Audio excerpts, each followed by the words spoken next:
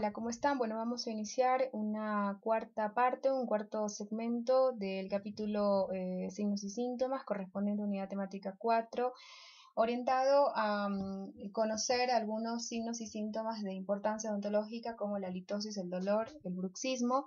La litosis es el nombre científico del signo síntoma mal aliento.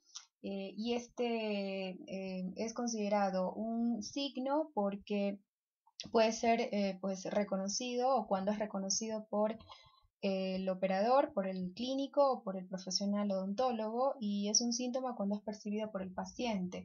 Sin embargo, tienen que saber que el mal aliento genera adaptación por parte de los órganos del gusto y del olfato, es decir, estos sentidos terminan adaptándose a esta situación, volviéndose imperceptible la detección del propio aliento. Así que además de ser un problema en el plano físico, la litosis es un problema social, puesto que afecta a las relaciones sociales de quien lo padece.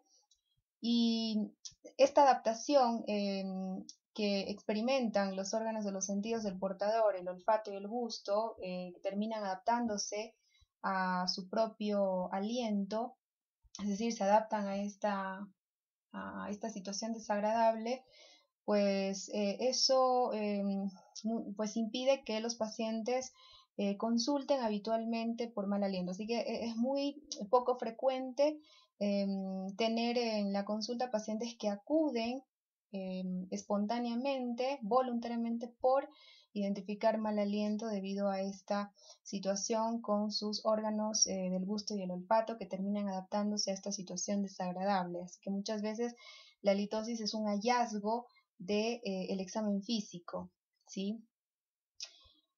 Y bueno, en cuanto a la génesis, la litosis puede obedecer a causas bucales, en el 80% de los casos reconoce causas bucales y tan solo en un 20% de los casos la litosis puede obedecer a causas extrabucales, de tal manera que ante un paciente en el cual se detecte mal aliento durante la exploración de la cavidad bucal o consulte por mal aliento, lo primero que tiene que hacer el odontólogo es descartar estas causas o problemas bucodentales, ¿sí? ¿Cuáles son los más frecuentes? Bueno, las caries extensas que provoquen retención de alimentos, de materia alba, y esto, ¿por qué? Porque todo factor, toda fuente que provoque estancamiento salival y retención de restos alimenticios de materia alba, de productos orgánicos, las bacterias colonizantes del nicho llamado boca van a descomponer estos productos orgánicos generando compuestos volátiles, pútridos, que tienen mal olor, como el metilmercaptano y el sulfuro de hidrógeno, ¿sí?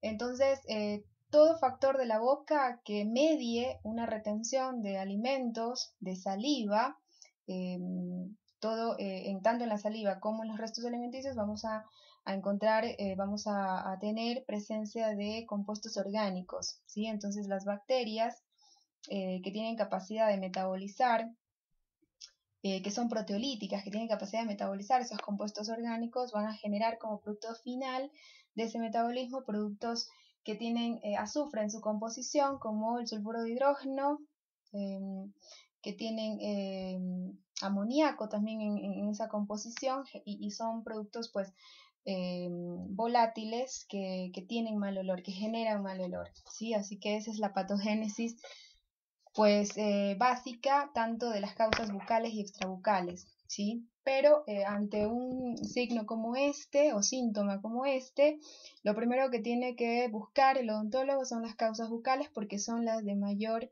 frecuencia de presentación. ¿Qué vamos a buscar? Todo factor en la boca que medie retención de restos alimenticios y de saliva, que por ejemplo las caries extensas, ¿no? Después la enfermedad periodontal, puesto que el paciente acumula placa bacteriana a nivel de las bolsas periodontales o en las gingivitis importantes que hacen o que se manifiestan con pseudobolsas, es decir, la encía crece hacia arriba, entonces se forman pseudobolsas que actúan como reservorios donde se almacena bacterias, saliva, líquido crevicular que además aumenta en los procesos inflamatorios del periodonto, y todo eso tiene compuestos orgánicos y las bacterias colonizantes van a metabolizar esos compuestos orgánicos liberando estos productos a base de azufre y amoníaco que producen mal olor. ¿Sí? Así que además en el paciente con enfermedad periodontal tenemos también células epiteliales descamadas llenas de bacterias con leucocitos polimorfonucleares neutrófilos fundamentalmente y eritrocitos producto del sangrado que se estancan por ejemplo en el dorso de la lengua, ¿sí? Y como son productos orgánicos pues la metabolización bacteriana va a generar estos productos volátiles pútridos. Así que en el paciente con enfermedad periodontal, con gingivitis, pues importante, con presencia de pseudobolsas y con periodontitis, son los pacientes candidatos número 1 pues, a manifestar halitosis, ¿sí? Así que bueno, en este caso el tratamiento de este signo o síntoma será tratar la enfermedad periodontal, evidentemente. En el caso de las caries, el tratamiento estará en hacer la respectiva eliminación de la caries y la reconstrucción de esa pieza dentaria, ¿sí? Las restauraciones. El paciente con lengua escrotal también es un paciente en riesgo para manifestar halitosis.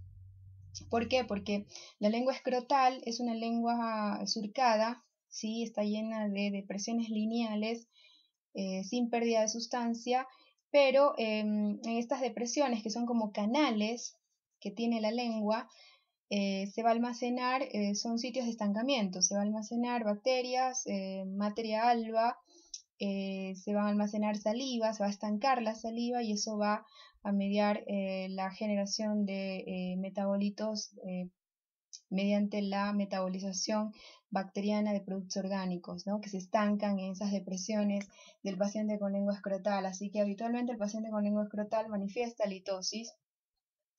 Así que en ese caso hay que enseñar al paciente cómo tiene que limpiar su lengua, es fundamental. Y esa limpieza tiene que ser más minuciosa cuando el paciente tiene este tipo de lengua.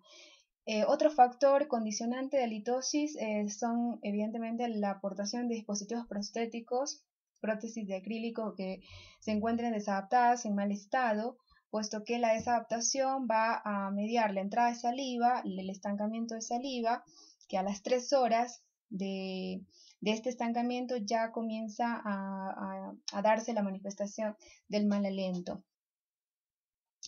Bueno, esos serían los factores bucales principales a identificar como posibles causantes de halitosis. En caso de no ser reconocidos, ¿sí? Entonces tenemos que buscar causas extrabucales, ¿no? Como causas extrabucales de halitosis, bajo la misma patogénesis, ¿sí? El mal aliento en la boca siempre es el resultado de la generación, la presencia de productos volátiles, metabolitos volátiles que tienen azufre y amoníaco en su composición, ¿sí? Y que surgen del metabolismo bacteriano a partir de un sustrato que en este caso tiene que ser orgánico, ¿sí? Entonces, como causas extrabucales más frecuentes, las infecciones de los senos maxilares, la sinusitis, las rinitis o las rinosinusitis son una causa también de halitosis, las amigdalitis.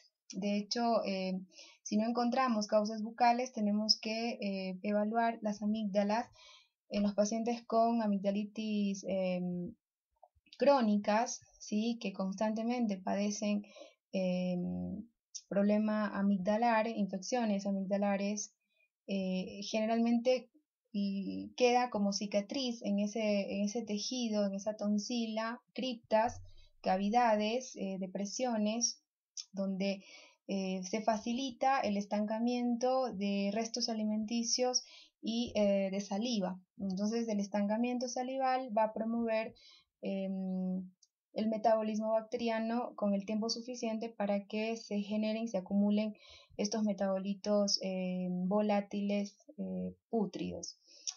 Y después enfermedades sistémicas, una vez descartado factores pues, locales, anexos a ese sistema estomatognático, como son los senos maxilares,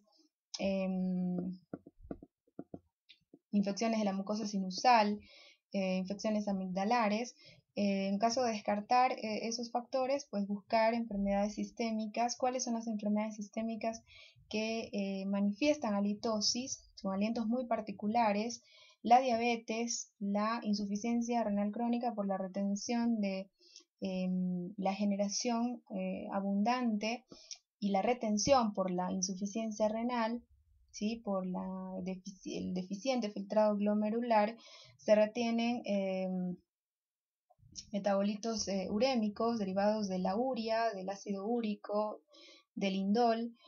Y además, en estas enfermedades se altera el microbioma intestinal, ¿sí? La mucosa intestinal, por la inflamación sistémica que padecen estos pacientes diabéticos, insuficientes renales, cirróticos, eso genera translocación de bacterias y de sus productos, provocando endotoxemias y retención de productos tóxicos.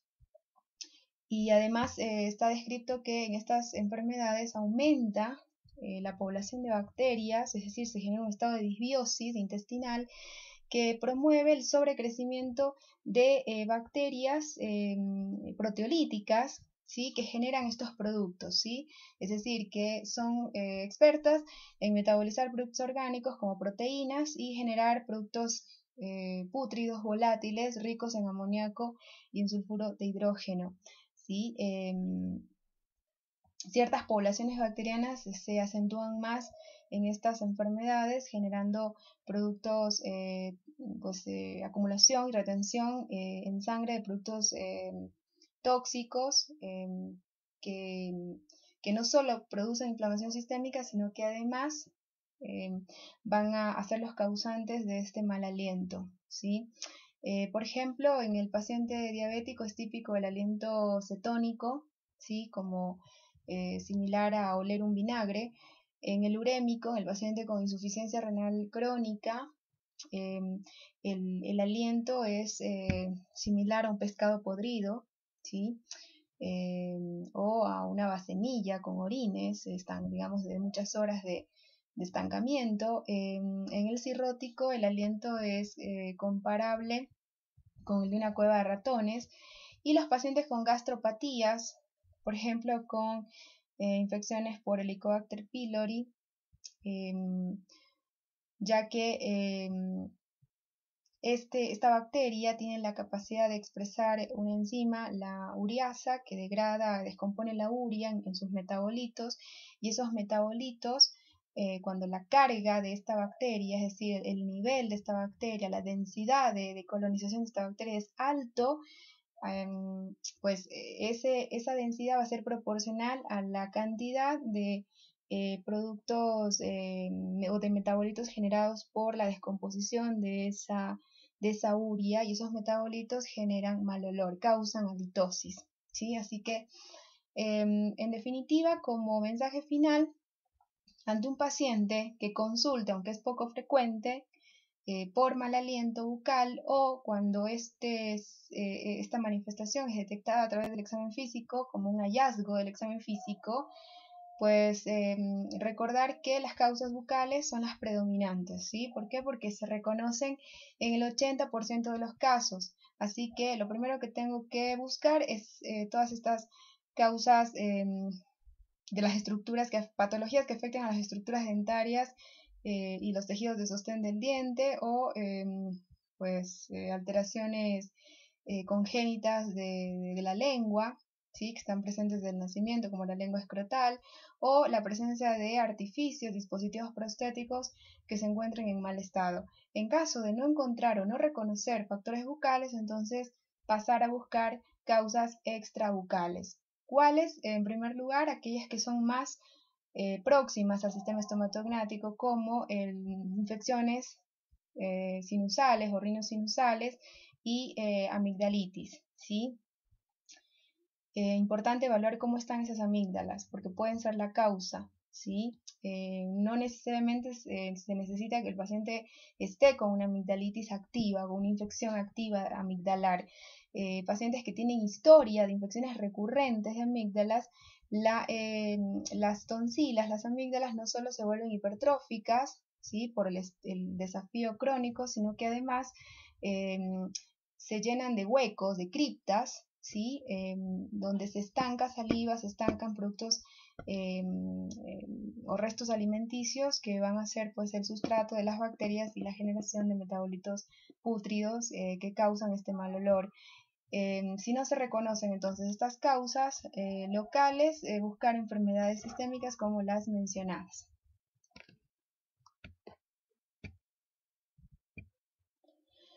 Bueno, ahora vamos a hablar del dolor. El dolor es un síntoma de gran importancia para el odontólogo y además es uno de los principales o de los más frecuentes motivos de consulta en la práctica odontológica, así que es importante conocer o manejar la definición de dolor por las distintas organizaciones internacionales, saber establecer el examen físico, conocer cómo debe hacerse el examen físico para buscar la causa del dolor, conocer, manejar la anamnesis, ¿sí? Cómo tiene que ser dirigido el interrogatorio para describir semiológicamente este síntoma, ¿sí? Es lo que se conoce como semiología del dolor, que son los aspectos que tengo que desglosar ¿a través de qué? A través de los datos que me aporte el interrogatorio. Con el examen físico voy a buscar la causa de ese dolor, ¿sí? Porque el dolor es un síntoma y recuerden que los síntomas son manifestaciones subjetivas que no son reconocibles por el profesional clínico, ¿sí? Son percibidas por los pacientes. Entonces, con el examen físico, lo que puede hacer el profesional es buscar la causa nada más, ¿sí? Y con el interrogatorio yo voy a poder obtener características de localización, de intensidad, de frecuencia, de duración, de evolución, ¿sí? De respuesta a estímulos, de respuesta a los analgésicos, de limitaciones o discapacidad. Cuando el dolor es crónico termina causando discapacidad funcional. Entonces todos esos aspectos o variables tenemos que recolectar de este síntoma durante la anamnesis y con el examen físico establecer la causa. ¿Para qué? Para que en función de la causa detectada pues dar un tratamiento, establecer un diagnóstico y en función de ese diagnóstico dar un tratamiento. Ahora, según la Asociación Internacional para el Estudio del Dolor, la IAPS, el dolor es definido, considerado una experiencia sensorial y emocional desagradable, o sea, una lesión real o potencial. Según la Federación Latinoamericana para el Estudio del Dolor, definió este síntoma en el año 2006 como una experiencia sensorial y emocional desagradable, o sea, una lesión presente o potencial o descrita en términos de la misma, y si persiste sin remedio disponible para alterar su causa o manifestaciones, el dolor deberá ser considerado una enfermedad en sí mismo. O sea, el dolor cuando es persistente, es crónico, y aún pues identificando la causa que lo produce y aún habiendo eliminado la causa que lo produce, si este síntoma persiste, aún después de haber eliminado la causa que lo generó, debe ser considerado una enfermedad por sí misma. ¿Sí? Así que, como ven, no es solo un síntoma, en algunos casos, en algunos pacientes, es una condición compleja, puede llegar inclusive a ser considerado un diagnóstico cuando es persistente, cuando es de larga evolución, cuando pues no existe posibilidad de alterar o de modificar la causa que lo provocó o cuando ésta fue eliminada y sin embargo el síntoma sigue persistiendo, ¿no? Entonces, en esos casos deberá ser considerado, según la FEDELAT, como una entidad clínica, una entidad nosológica en sí mismo. Y es una manifestación compleja el dolor. De hecho, Melzag y Casey definen al dolor o lo describen como una experiencia perceptiva tridimensional en el cual se reconocen, ¿por qué tridimensional? Porque en el mismo se reconocen tres vertientes siempre, una vertiente sensorial discriminatoria, una vertiente pues psíquica emocional y una vertiente de tipo cognitiva evaluativa, es decir, El dolor pues concentra tres aspectos que tienen que ser evaluados, que tienen que ser establecidos durante la anamnesis, ¿sí? El componente sensorial discriminatorio, que es el que me permite determinar las características de ese dolor, ¿sí? Cómo se presenta, su evolución, su localización, su irradiación, su intensidad. Ese es el componente sensorial discriminatorio, ¿sí? Que se lo puede tratar de desglosar con escalas de evaluación del dolor, como por ejemplo la escala visual análoga. Es un síntoma que además tiene un componente psicológico. ¿Por qué? Porque el dolor, sobre todo cuando es crónico, aunque también los dolores agudos, pues asocian reacciones emocionales como tensión, ansiedad, depresión, estrés. Entonces es un síntoma que además pues concentra un componente afectivo, ¿sí? Motivacional, y concentra un componente cognitivo, evaluativo, que tiene que ver con la forma en cómo el paciente interpreta y cómo reacciona a este síntoma llamado dolor. Se sabe que existen diferencias entre hombres y mujeres respecto a la forma de interpretar la experiencia dolorosa. Al parecer, las mujeres presentan una puntuación sensorial discriminativa mucho más alta respecto de los varones, ¿sí? Se han demostrado diferencias en cuanto al procesamiento y la transmisión de los estímulos nociceptivos, debido probablemente a fibras aferentes primarias femeninas que al parecer serían mucho más sensibles, ¿sí? Entonces, estas diferencias en el procesamiento y en la transmisión de los impulsos dolorosos, probablemente determinado por la aportación de fibras nociceptivas aferentes más sensibles, ¿sí? Mayor, tal vez, probablemente mayor cantidad de nociceptores o fibras de tipo C, de tipo A delta, de mayor densidad en la mujer, medien estas diferencias. De hecho, estudios clínicos, por ejemplo, han observado que las mujeres pueden presentar con más frecuencia dolores recurrentes, dolores de mayor intensidad, ¿sí? Es decir, más severos que los hombres, dolores más duraderos que los hombres, y pueden sufrir discapacidad con mayor frecuencia que los hombres. Así que para que vean que el género, el sexo, influye en la forma en cómo se interpreta la experiencia dolorosa, ¿sí?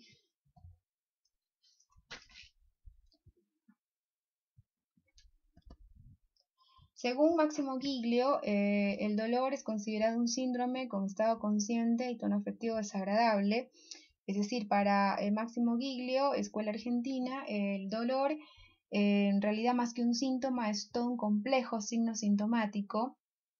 ¿Por qué? Porque esta experiencia dolorosa, pues como ven, asocia a otras situaciones, asocia ciertas reacciones que pueden ir desde hipotensión, hipertensión, taquicardia, puede inclusive asociar náuseas, vómitos, ¿sí? Cuando el dolor es severo, es importante, manifiesta o asocia taquicardia. Cuando es crónico, termina complicando con depresión, y la depresión va a aumentar a su vez la estimulación de los nociceptores.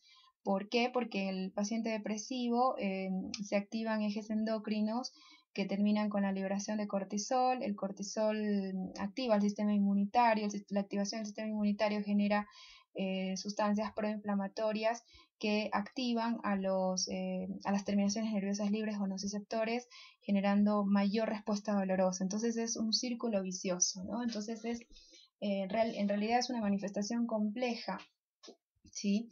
De una lesión que puede ser real o que puede ser potencial. Y según Máximo Giglio, el dolor es un síntoma, sí, o sea, un complejo signo sintomático en realidad, que acompaña casi todas las enfermedades en algún momento de su evolución, y que a menudo constituye un síntoma inicial y único de una enfermedad.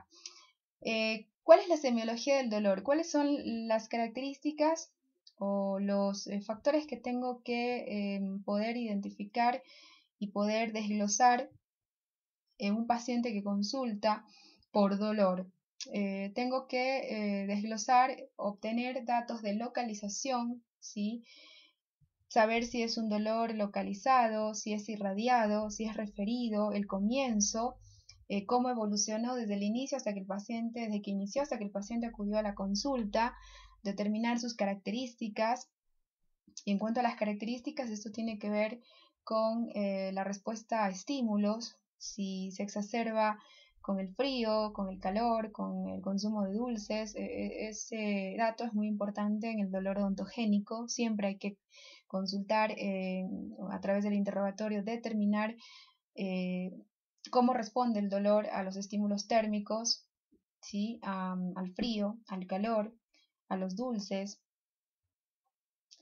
El tiempo de duración de este dolor en el día, ¿no? Si es un dolor que dura menos de un minuto, más de un minuto, si el dolor persiste el tiempo de acción del estímulo o persiste más allá del tiempo de acción del estímulo, si es un dolor causado por estímulos o es un dolor espontáneo.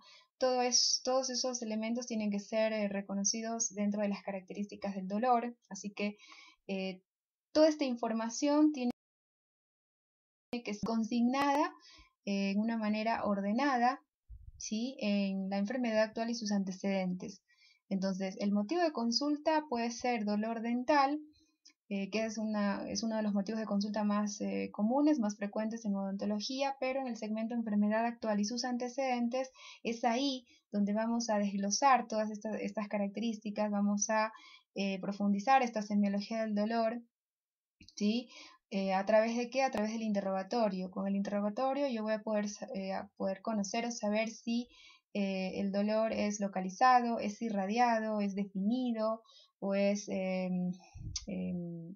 mal definido, es decir, sordo, el comienzo, cuánto tiempo el paciente lleva con este síntoma, si lleva menos de 6 meses, más de 6 meses.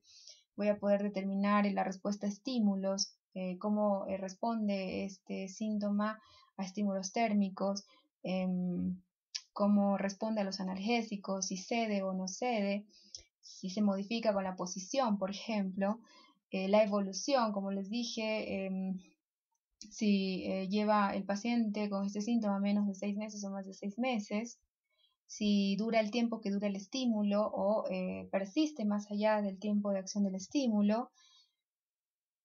Y bueno, importante establecer las causas que desencadenen o aumenten la sensación dolorosa y los antecedentes que estén relacionados con este síntoma siempre ser consignados al inicio de la descripción, enfermedad actual y sus antecedentes. Bueno, ahora vamos a ver un poquito de bruxismo. El bruxismo, pues al igual que el dolor, al igual que la fiebre, es un complejo signo sintomático, ¿sí? No es solo un síntoma traducido en rigidez muscular o espasticidad muscular o dolor de cuello o dolor en la articulación. Es todo un complejo signo sintomático donde vamos a reconocer dolor muscular, ¿sí? Vamos a tener un paciente que muy frecuentemente consulta por rigidez, por espasticidad de los músculos cervicales, de los músculos de la masticación, ¿sí? Que generalmente o frecuentemente presenta cefalea. Y durante el examen físico en un paciente bruxómano vamos a reconocer varias manifestaciones o varios signos. Los más comunes son las facetas de desgaste, ¿sí? De distinta intensidad, dependiendo del tiempo que el paciente lleva con esta condición y de la intensidad de este rechinamiento o apretamiento. Vamos a poder identificar a través de los estudios radiográficos aumento del espacio periodontal, vamos a poder identificar en un paciente bruxómano resorciones radiculares y trastornos de la articulación temporomandibular. Entonces es todo un complejo signo sintomático, ¿no? De hecho existen criterios para el diagnóstico de bruxismo, criterios clínicos, ¿sí? La enfermedad en cuanto a su etiopatogenia, si bien ha evolucionado en los últimos años, hoy se sabe que es una enfermedad de etiología multifactorial. Se podría decir que hasta antes del 2010, ¿sí? Se consideraba que el bruxismo era causado bajo la combinación de estrés y mala oclusión, es decir, que tenían que haber o existir esos dos elementos para que el paciente pueda manifestar bruxismo. Hoy se sabe que si bien la mala oclusión es un factor importante en la patogénesis de este trastorno, sin embargo, un paciente puede hacer bruxismo, ¿sí? Aún teniendo una oclusión compensada, ¿sí? ¿Por qué? Porque según la nueva definición, según los nuevos hallazgos que se han obtenido, el bruxismo sería considerado hoy un trastorno neurológico y por lo tanto es una entidad nosológica que requiere pues un tratamiento multidisciplinario con participación del neurólogo, con participación del odontólogo, muchas veces de fisiatras inclusive. Así que es un cuadro de abordaje complejo, ¿sí? El término bruxismo es un término griego que significa brixo, y este término brixo pues se traduce en rechinamiento de los dientes y mucho tiempo fue definido de una manera más básica como el acto de presionar o rechinar los dientes con propósitos no funcionales. Hoy es definido ya como un trastorno neurológico en el cual el desequilibrio de un grupo de neurotransmisores promueve deficiencias de dopamina o alteraciones, disfunciones del centro dopaminérgico. Así que bueno, el desequilibrio en definitiva de un conjunto de neurotransmisores serían los responsables de mediar la rigidez muscular, la hiperfunción de los músculos masticadores fundamentalmente, lo cual se traduce en estos movimientos mandibulares repetitivos que ejecuta el paciente inconscientemente durante el acto o involuntariamente durante el acto de sueño, ¿sí? Pero que puede también realizarlos de manera voluntaria o semivoluntaria durante el día, porque se reconocen dos formas de bruxismo, el bruxismo nocturno y el bruxismo diurno, ¿sí? Y el nocturno pues es considerado un acto totalmente involuntario. Bueno, y la patogenia pues del bruxismo sigue siendo la misma, hasta el día de hoy no ha cambiado.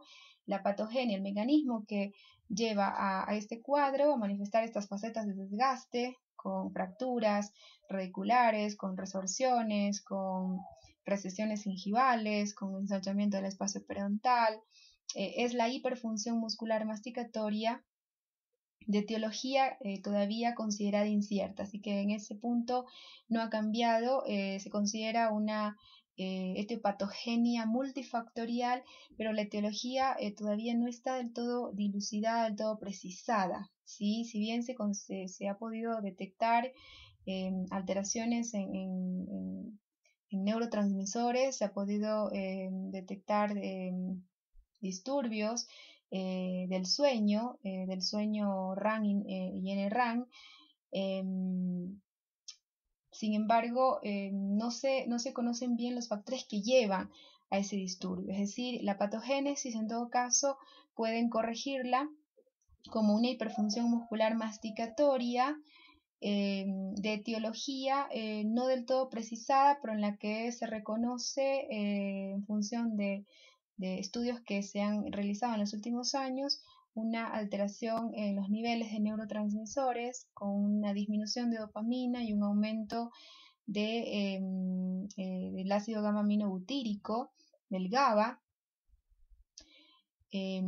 mediando esta rigidez muscular, ¿sí? Esta contractura muscular que lleva al acto involuntario o semi-involuntario de apretamiento y rechinamiento de los dientes según el bruxismo sea nocturno o diurno.